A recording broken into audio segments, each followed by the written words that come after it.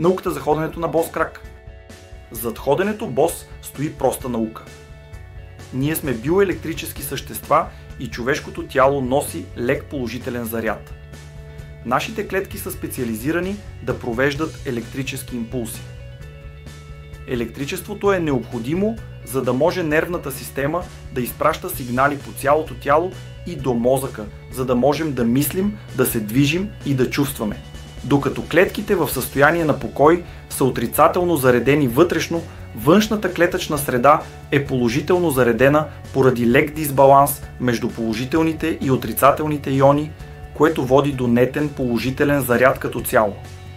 Електричеството може да се натрупва в човешкото тяло.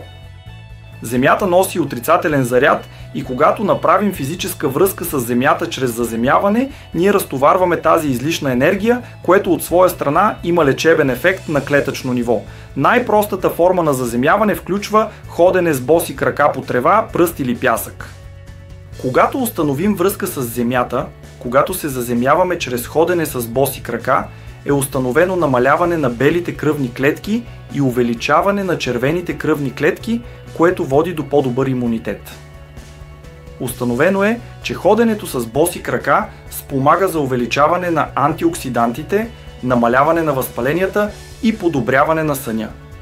Харесвате подобни видеа? Споделете и се абонирайте за YouTube канала ми.